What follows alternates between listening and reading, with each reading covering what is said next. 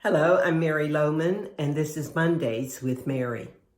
Do you ever pray or try to pray, and it just seems lifeless, useless, empty? Maybe you do it because you know you're supposed to, or because it's your habit.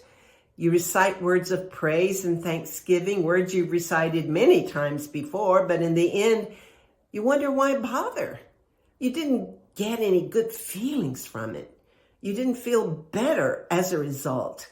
Your heart was not warmed or encouraged or challenged, so why bother?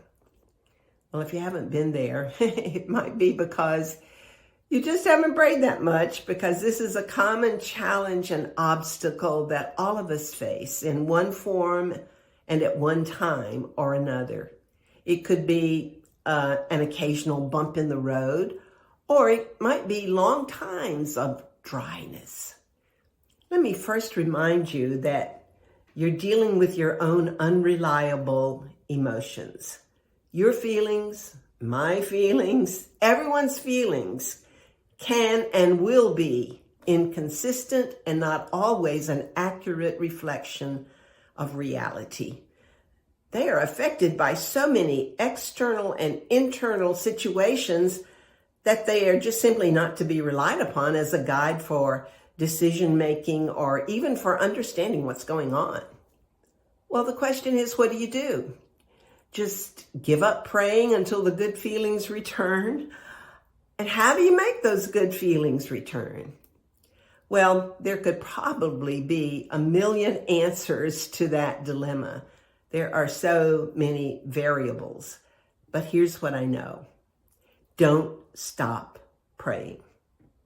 Someone has said that if you're not getting anything out of going to the throne of God in prayer, you surely won't get anything out of not going to the throne of God in prayer. So giving up praying because it no longer feels good is definitely not the answer. It makes things worse, not better. Here's another thing I've learned. The effectiveness of your prayer does not have anything to do with whether or not you feel good when you pray. Think of the person you love most in the world. Is every conversation with that person filled with lots of good feelings, leaving you better off than before? Sometimes it's just necessary conversations, necessary communication, but you don't stop. Now, that analogy is lacking in many ways, but hopefully you get the idea. Prayer is staying in touch with God, personally continuing your ongoing conversation with the God of the universe. You and I desperately need to have a growing relationship with our God, and prayer is a key part of that relationship. Furthermore, Jesus taught us to pray. So prayer is a matter of obedience. Here's my final thought on what to do when prayer becomes lifeless and dry. Keep praying. Increase your prayer time. Ignore your emotions as much as possible. Inform those emotions that they do not control your prayer life. And simply pray. Hopefully you've learned how to pray and you know some of the basics of a vital prayer life. But no matter what, just keep praying. Set aside time and be disciplined to pray even when your feelings are working against you. John Owens, a saint of old, said, if you don't feel much at all in prayer, you just say, until tomorrow, Lord.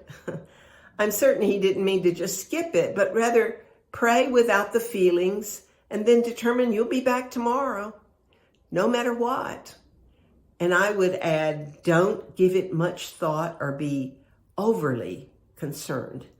Just pray and let the Lord know you'll be back tomorrow, regardless.